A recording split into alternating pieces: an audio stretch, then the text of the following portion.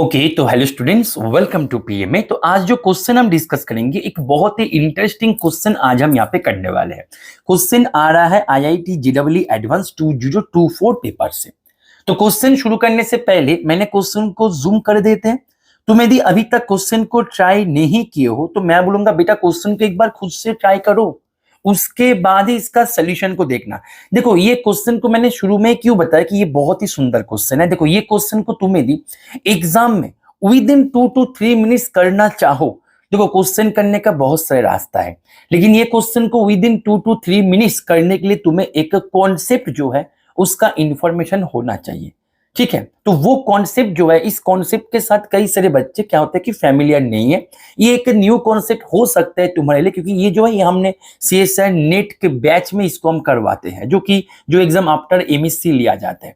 तो हो सकता है वो कॉन्सेप्ट के बारे में तुम्हारे पास नॉलेज नहीं है, लेकिन कॉन्सेप्ट है बहुत ईजी।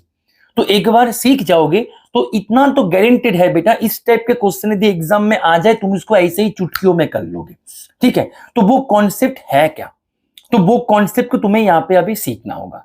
ध्यान से देखो, मैं आशा करेंगे तुमने क्वेश्चन को अभी तक रीड कर लिए होंगे, तो मैं यहाँ पे फिर से रीड करके वीडियो को और लेंदी नहीं बनाना चाहते। ध्यान दो, तुम्हारे पास एस जो है, एस के अंदर वो सारे एबीसी पॉइंट्स आएगा, 3 टपल है, राइट। वो सारे एबीसी पॉइंट्स आएगा such that A x square plus 2b(xy) plus cy²। ये जो है ये क्या है, एक्चुअली ये एक क्वाड्रेटिक पॉलिनोमियल है, मतलब ये पॉलिनोमियल ऑफ 2 डिग्री विथ तुम्हारे पास वेरिएबल एक्स वाई। तो ये जो क्वाड्रेटिक फॉर्म है ये होना चाहिए ऑलवेज पॉजिटिव, एंड ये होगा फॉर ऑल एक्स वाई के लिए, यानी कि you have to find all those collection a b c, all those points a b c for which that polynomial, इसका जो वैल्यू है, कोई भी एक्स वाई तुम लेके आओ r2 - 0 0 उनके लिए इसका जो पॉलिनोमियल है, इनका जो फंक्शनल वैल्यू है वो होगा ऑलवेज पॉजिटिव। सवाल यह है कि ऐसे ए बी सी तुम ढूंढ के लाओगे तो ये बहुत बड़ा दिक्कत हो जाएगा कि यहाँ पे ढूंढना। ये इक्वेशन जो है कि 2 डिग्री का 2 वेरिएबल का इक्वेशन है, तो करे तो कैसे करें। यहाँ पे मैं यूज करेंगे वो कॉन्सेप्ट, जो कॉन्सेप्ट तुम्हारे लिए हो सकता है न्यू, लेकिन बेटा इतना तुम भरोसा रखो, वो कॉन्सेप्ट तुम यदि एक बार सीख लो ना तो इस टाइप के क्वेश्चन तुम्हें कभी दुखी नहीं करेगा। तो क्या है वो कॉन्सेप्ट है, ठीक है। देखो ध्यान दो, यहाँ पे स्टेप बाय स्टेप समझो कि कॉन्सेप्ट क्या है। तुम्हारे पास करना क्या है, तुम्हें करना है कि ए एक्स स्क्वायर प्लस 2 यहाँ पे 2b(xy) प्लस c², राइट। तो ये जो है इसको करना होगा greater than 0 for all x y belongs to r2 - 0 0, right. अच्छा, तो तुम्हारे पास फॉर ऑल एक्स वाई जो ये भी बहुत बड़ी वाइटल रोल प्ले करेगा यहाँ पे इस कॉन्सेप्ट में।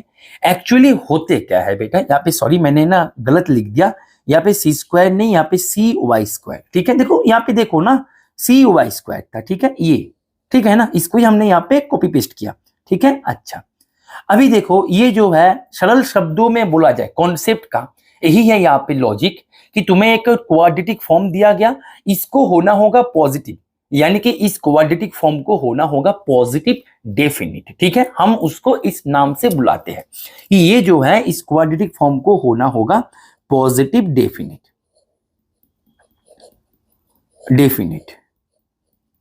अभी देखो ये जो पॉजिटिव डेफिनिट है ये कब होता है, ये पॉजिटिव डेफिनिट होने के लिए यहाँ पे एक रूल होता है। रूल क्या है कि इस पॉजिटिव डेफिनिट, तुम्हारे पास एक क्वाड्रेटिक फॉर्म है, ये पॉजिटिव डेफिनिट तुम्हें तो ढूंढना है पॉजिटिव, तुम्हें करना क्या है, तुम्हारा एम क्या है वो एक बार क्लियर करो बेटा। तुम बोलो सर मेरा एम है इसको पॉजिटिव करना, हर हालत में इसको पॉजिटिव करना। सर जो जो ए बी सी के लिए पॉजिटिव होगा उनको हम ऐसे करके कलेक्ट कर लेंगे, उनको हम ऐसे करके कलेक्ट करके एस के अंदर ऐसे करके फेंक देंगे, राइट।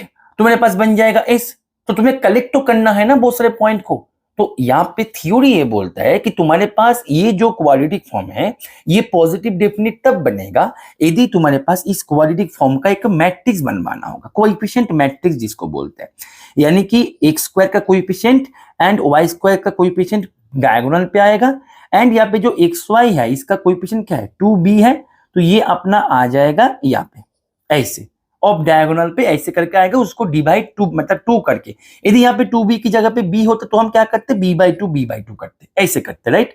हालांकि वो नहीं है तो इसलिए जो है उसके ऊपर फोकस करते हैं। तो मेरे पास ये है, तो हमारे पास थ्योरी ये बोलता है तुम्हें करना क्या होगा, इसको पॉजिटिव डेफिनिट बनवाना है। तो ये पॉजिटिव डेफिनिट तब बनेगा यदि मेरे पास, इसका नाम दे दो कैपिटल ए, यदि मेरे पास स्मॉल ए ये मेरे पास ग्रेटर देन 0 हो जाए, मतलब एक्स स्क्वायर का कोएफिशिएंट 0 हो जाए, वाई स्क्वायर का कोएफिशिएंट 0 हो जाए, एंड इनका डिटरमिनेंट ये भी अपना ग्रेटर देन 0 हो जाए।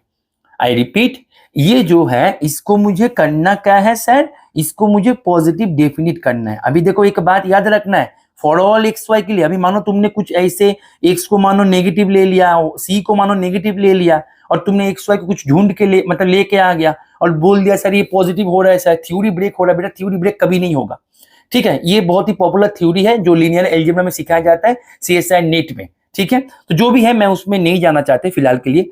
तुम्हें याद रखना कि फॉर ऑल एक्स वाई के लिए, तो फॉर ऑल एक्स वाई के लिए इस फॉर्म को ग्रेटर देन होने के लिए तुम्हारे पास ए को ग्रेटर देन 0 होना ही होगा, चाहे कुछ भी हो जाए। सी को ग्रेटर देन 0 होना ही होगा, मतलब वाई स्क्वायर कोएफिशिएंट को ग्रेटर देन 0 होना ही होगा, चाहे कुछ भी हो जाए। एंड इनका डिटरमिनेंट जो है उनको भी ग्रेटर देन 0 होना होगा, चाहे कुछ भी हो जाए। समझ में आ रहा है बेटा? Very good. तो तुम्हारे पास क्वेश्चन हो गया 70%। तो तुम्हारे पास इतना जानकारी प्राप्त हो गया कि भाई मैं कुछ भी करे मेरे को ए को ग्रेटर देन 0 लेके आना है, सी को ग्रेटर देन 0 लेके आना है। अभी यहाँ पे डिटरमिनेंट को निकाल लेते हैं। डिटरमिनेंट ऑफ ए क्या हो जाएगा सर? तुम बोलो sir AC minus B square. तो डिटरमिनेंट जो है AC माइनस बी स्क्वायर, इसको भी ग्रेटर देन 0 करना है। क्वेश्चन का 70% डन, यहाँ पे ही खत्म। अभी मैं क्या करेंगे, पेज को इरेज कर देंगे, ठीक है। अभी देखो मेरे पास जो भी ABC में ढूंढ के लाएंगे, मेरे पास वो ABC इन तीनों को एंजॉय करेगा ही करेगा, अदरवाइज वो ABC गलत है। Is it clear? अच्छा अभी देखो ऑप्शन ए में बात करते हैं। ऑप्शन ए बोल रहा है कि 2, 7/2 एंड 6 ये अपना एस में है। तो ये यदि एस में है दैट मीन्स ये इसको एंजॉय किया। अभी देखो 2 भी ग्रेटर देन 0, 6 भी ग्रेटर देन 0, दैट मीन्स ये दोनों तो होल्ड हो गया। अभी मुझे इसको चेक करना है, यदि ये होल्ड हो गया तो सही बात है, यदि नहीं होगा तो नहीं होगा, दैट्स इट। तो तुम्हारे पास ए क्या है? ऑप्शन ए में मैं यदि बात करें, ऑप्शन ए के लिए ए है 2, सी है 6 एंड बी क्या है? बी है 7/2। करके देखो AC minus B square greater than 0 हो रहा है कि नहीं? तो AC यानी कि 12 राइट, माइनस बी स्क्वायर यानी कि 49/4 इज ग्रेटर देन 0। देखते देखते होता है कि नहीं होता है, यानी कि 12 इज ग्रेटर देन 49/4 यानी कि 48 इज ग्रेटर देन 49। अरे बाप रे, 48 is greater then 49, 48 greater than 49, क्या ये संभव है? नहीं है ना। यानी कि ऑप्शन ए को पहले यहां से भगा दो। ऑप्शन ए भाग गया, मतलब चला गया, राइट। तो ऑप्शन ए चला गया। बात करते हैं ऑप्शन बी को लेके। ऑप्शन बी बोल रहा है कि यदि ये जो भाई साहब है ये यदि एस के अंदर रहे तो 2b को मॉड देके वो लेस देन 1 होना होगा। Let's see. तो बोला जा रहा है कि यदि ये एस के अंदर रहे यानी कि 3b 1/12 ये यदि एस के अंदर रहे तो बी का कंडीशन क्या होगा? देखते हैं इसके अंदर होने पर क्या होता है। देखो इसके अंदर होने पर ए को ग्रेटर देन 0 होना होगा, सी को ग्रेटर देन 0 होना होगा, मतलब वो तो होके ही रखा है। अभी मुझे AC माइनस बी स्क्वायर जो है इसको ग्रेटर देन 0 करना है, राइट। अच्छा तो AC माइनस बी स्क्वायर जब मैं ग्रेटर देन 0 करेंगे, AC यानी कि 3 × 1/12 minus B square greater than 0, यानी कि मेरे पास 1/4 minus B square greater than 0 यानी कि b square is less than 1/4।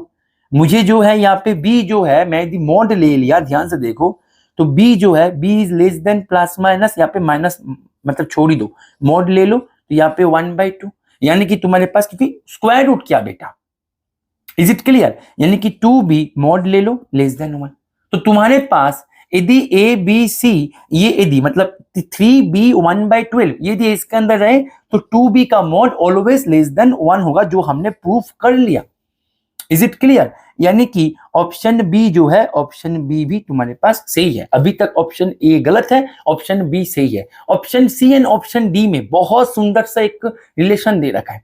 Option B में बोला जा रहा है, ध्यान से देखो, सॉरी ऑप्शन सी में बोला जा रहा है, ऑप्शन सी में बोल रहा है कि तुम्हारे पास यदि ए बी सी, मानो ए बी सी तुमने ले लिया सच दैट ये जो सिस्टम ऑफ इक्वेशन है, ये जो सिस्टम ऑफ इक्वेशन है बोला जाता है कि for any ABC given ABC जो कि एस के अंदर से है, मतलब तुम एस के अंदर से कोई भी एबीसी ले लो, उसके लिए तुमने यहाँ पे एक non homogeneous linear system of equation तुमने बनाया, तो वो linear non homogeneous system of linear equation के पास यूनिक सोल्यूशन मिलेगा। बोलो हाँ या ना। देखो हमेशा याद रखना, तुम्हारे पास ऐसे एक non homogeneous system of linear equation जब तुम्हें दे दिया जाए, तो तुम्हारे पास ये जो कोएफिशिएंट होता है, मतलब ये जो इक्वेशन का जो लेफ्ट साइड में होता है उसका कोएफिशिएंट मैट्रिक्स का मतलब जो डिटरमिनेंट है, मतलब वो जो कोएफिशिएंट मैट्रिक्स है वो क्या होना चाहिए, ऑलवेज उसका डिटरमिनेंट नॉन जीरो होना चाहिए। आई रिपीट, तुम्हारे पास ऐसे जब भी एक non homogeneous system of linear equation दिया जाएगा, तो तुम्हारे पास जो लेफ्ट साइड में जो इक्वेशन बनवाने वाला जो कोएफिशिएंट मैट्रिक्स है उसका डिटरमिनेंट ऑलवेज नॉन जीरो होना चाहिए। इसको नोट कर लो बेटा, बहुत यूजफुल चीजें हैं, एग्जाम में तुम्हारे टाइम सेव करेगा। अभी ध्यान दो, मेरे पास देखते हैं कि ये जो है इसका कोएफिशिएंट मैट्रिक्स का है ए सी, यहाँ पे कोएफिशिएंट मैट्रिक्स मतलब ये कोएफिशिएंट को लिख दो बी सी, ठीक है ना। तो इसका डिटरमिनेंट नॉन जीरो होना चाहिए in order to be an unique solution, right. तो एक यूनिक सोल्यूशन होने के लिए इसका डिटरमिनेंट को नॉन जीरो होना चाहिए, और वैसे भी इसका डिटरमिनेंट हो जाएगा ए सी माइनस बी स्क्वायर। अभी देखो ए बी सी डी आ कहां से आ रहा है, तो एस से, तो एस से जब भी ए बी सी डी आएगा दैट मीन्स तुम्हारे पास वो ए बी सी डी इनको एंजॉय करके आएगा, यानी कि तुम्हारे पास ए सी माइनस बी स्क्वायर हो जाएगा greater than zero, and greater than zero माने नॉन जीरो, दैट मीन्स ये तुम्हारे पास एक यूनिक सोल्यूशन दे दिया, दैट्स इट। तो तुम्हारे पास ये सही है। ऐसे ही करके तुम मुझे ऑप्शन डी को करके दो, ऑप्शन डी को करके दो। ऑप्शन डी में भी सेम बात कि तुम्हारे पास यहाँ पे नॉन होमोजेनियस दे रखा था, यहाँ पे होमोजेनियस इक्वेशन है। नॉन होमोजेनियस माने इक्वल साइन के मतलब राइट में नॉन जीरो क्वांटिटी रहेगा, एंड होमोजेनियस माने इक्वल साइन के राइट में जीरो क्वांटिटी रहेगा। ऑप्शन सी में नॉन होमोजेनियस था क्योंकि इक्वल साइन के मतलब राइट में +1 -1 था, एंड यहाँ पे है होमोजेनियस यानी कि देखो जीरो जीरो है, राइट। तो इन दैट केस क्या करना है, सेम कॉन्सेप्ट, इन इक्वेशन के पास भी यूनिक सोल्यूशन मिलेगा यदि इसका कोएफिशिएंट मैट्रिक्स का डिटरमिनेंट हो जाए नॉन जीरो। आई रिपीट कि ये जो सिस्टम ऑफ लीनियर इक्वेशन है इसके पास भी यहाँ पे तुम्हारे पास एन यूनिक सोल्यूशन एग्जिस्ट करेगा इफ एंड ओनली इफ इसका कोएफिशिएंट मैट्रिक्स का डिटरमिनेंट हो जाए नॉन जीरो। तो इसका कोएफिशिएंट मैट्रिक्स क्या है सर, इसका कोएफिशिएंट मैट्रिक्स हो जाएगा यहाँ पे लिखो a+1, ध्यान से देखो a+1 b c+1। तो इसका कोएफिशिएंट मैट्रिक्स का डिटरमिनेंट अभी फटाफट से यहाँ पे निकाल लेते हैं। तो हमारे पास a+1 c+1 minus B square, very good, यानी कि तुम्हारे पास ac + a + c+1 minus B square. ध्यान से देखो तुम्हारे पास ये जो है ए बी सी डी कहां से आ रहा है बेटा, ए बी सी डी आ रहा है एस से, यानी कि वो इनको एंजॉय करके आ रहा है, यानी कि तुम्हारे पास इसको तुम लिख सकते हो ग्रेटर देन ए सी क्या है, ए सी अपना A C minus B square greater than zero, यानी कि A C greater than B square है, राइट। यानी कि A C is greater than B square plus A plus C plus 1 minus B square, ये cancel. जो तुम्हारे पास ये जो है ये तुम्हारे पास हो गया ग्रेटर देन, ये क्या हो गया a + c+1। अभी a क्या है, a है ग्रेटर देन जीरो, b क्या है, b देखो ना यहाँ पे a greater than zero, c greater than zero, यानी कि ये भी तुम्हारे पास ग्रेटर देन जीरो, ये भी तुम्हारे पास ग्रेटर देन जीरो, यानी कि ये ग्रेटर देन 0 + 0 + 1, यानी कि तुम्हारे पास इसका डिटरमिनेंट जो है इसका नाम दे दो m मैट्रिक्स। तो डिटरमिनेंट ऑफ m ये हो गया तुम्हारे पास ग्रेटर देन 1 जो कि नॉन जीरो। तो डिटरमिनेंट अगेन यहाँ पे नॉन जीरो मिल गया, और जो मैं थोड़ी देर पहले थ्योरी बताया कि यदि डिटरमिनेंट नॉन जीरो हो जाए तो इसका यूनिक सोल्यूशन एग्जिस्ट करेगा। तो इसका भी नॉन जीरो हो गया, यानी कि इसका भी यूनिक सोल्यूशन एग्जिस्ट किया। दैट मीन्स इसका आंसर एकदम फ्रेश करके मैं लिख देते हैं, कितना सुंदर क्वेश्चन था। इसका आंसर हो जाएगा बी सी एंड डी। अभी तुम ये मत बोलना कि सर 2 to 3 मिनट्स के अंदर आप मतलब बोले थे कि सर ये समाधान हो जाएगा, आप तो सर 12 मिनट्स लगा दिया। बेटा मैं तो तुम्हें समझा रहा हूँ ना, मैं तो तुम्हें वो टेक्निक को समझा रहा हूँ, तुम सीख गए हो ना। अभी तुम एक बार खुद से करो, देखना ये क्वेश्चन मैक्सिमम 3 मिनट्स को क्रॉस नहीं करना चाहिए। आई होप कि ये क्वेश्चन को तुमने एंजॉय किया। ओके चलो पढ़ते रहो। Happy learning with PMA.